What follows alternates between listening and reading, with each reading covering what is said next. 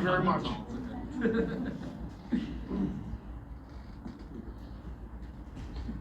All good? Cool. Thanks a lot, guys, for doing this. Matt, I voted for you in the last election, so thanks a lot for being here. I really appreciated your statement in Parliament, your opening kind of statement when you came in for the first time, and your statement on Bill C8. It was really good. So thank you for that, and thank you for doing this. I hope this is the start of something bigger in Canada, because I think the political discussion is a little lacking. We tend to watch maybe some of what's going on in the States too much instead of worrying about what's going on here. But I have a question about immigration, and I'm not sure if you've heard of the Dominion Society and their idea of remigration as a solution to immigration. And part of that solution is with the intent of maintaining sort of a Canadian heritage and identity moving forward in the future. I just was wondering if you had any thoughts on that, given the majority of our immigration today is coming from, non-Indo-European places that don't really share as much of our cultural values and also visible similarities. Dr. Strauss, you want to take this for one? anyone, yeah. I'm on now, okay. Thank you for the vote, first of all. It means a lot. I couldn't be here without you, so thanks for putting me here. I think you said from non-Indo-European, that's not quite, I think you meant European, like a lot of our immigration is from India, which is Indo-European. Non-European. Yeah, I was just pointing out you said Indo-European, and a lot is from India. Sorry, I didn't mean it. I mean particularly. Right, but I guess I wanted to drill down on it because the Indo-European languages, which include Sanskrit and Urdu, sure, are related to ours, and because of Canada's part of the British Empire, or it was until the repatriation of our constitution, which happened a year before I was born, so not that long ago. So I do think that we have a lot in common with places outside of Europe, so when you say remigration, I guess I think about me and my family. My mom came as a refugee from communist Yugoslavia in the late 60s, and they had a lot of cultural differences from Canada. So my grandfather, first of all, he had a heck of a lot more opportunity than new immigrants do now. He bought a house, he had a grade 6 education, no English, and got a job in a factory and bought a house within his first year of arriving here, which is bananas. And that opportunity doesn't exist for anyone in our country now. But once he bought that house, it's in downtown Kitchener. I think it's 3 or 4 bedrooms. He bought some goats and was keeping some goats in the backyard. And the city had to come around and be like, no, we don't do that here. So I guess I don't really, my family came from a profoundly different culture, and they adopted Canadian culture as fast as they could. And so when I hear the word remigration, I'm like, I don't want to send my grandfather back. And I went with my grandfather to his village on the border of Serbia and Romania, and that's not my culture. It's totally alien to me.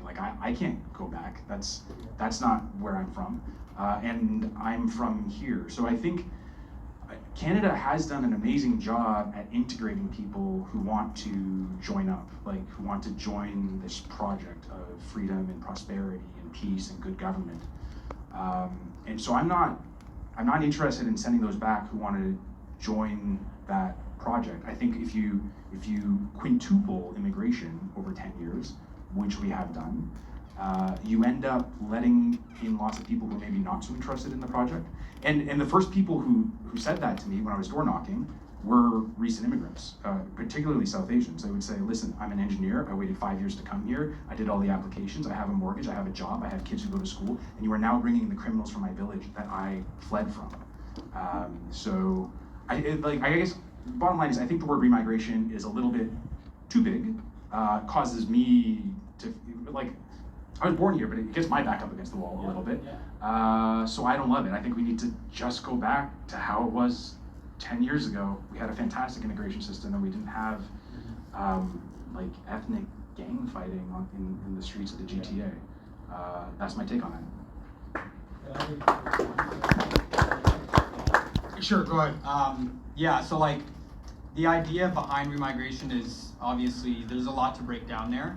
And my wife is Latina, actually, so it's not like I would be outside of that realm.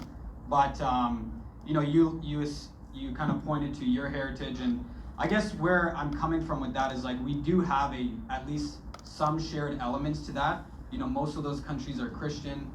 Most of Canada was Christian up until about the 70s, which is when we kind of started bringing in people that were not European and such. So, and I know there was Chinese early on before that and whatnot, but yeah, I guess just like the idea behind it is that we do share a lot more commonalities with those people in Europe, like with Christianity, with the Latin languages, even for Latin people, let's say, for that matter, they come with a lot more shared values than people coming from India, people coming from China, people coming from wherever. And some of these places present certain conflicts of interest, like we're running MPs that are coming from a place that, you know, someone like Sam Cooper has kind of infiltrated, the journalist out of Vancouver.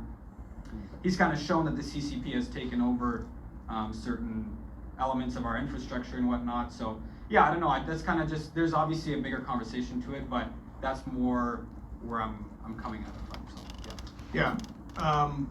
Yes, just quickly to add, I mean, I think the biggest challenge we have right now is maintaining law and order in our immigration system. Regardless of someone's cultural background, if they respect the way our system works and they follow the rules, I think that deserves to be honored. And if they do not follow the rules, then that is where we've got to have a system that responds to that kind of disrespect, right? And to me, you know, we wind up in these traps where we get into a lot of cultural arguments, which allow for, frankly, liberals to deflect from the mechanics of how the system works. Yeah. So they want to point a finger at someone who's saying, hey, like, we have way too many people and the hospitals are overcrowded and there's not enough schools, there's not enough houses, and there's not enough jobs.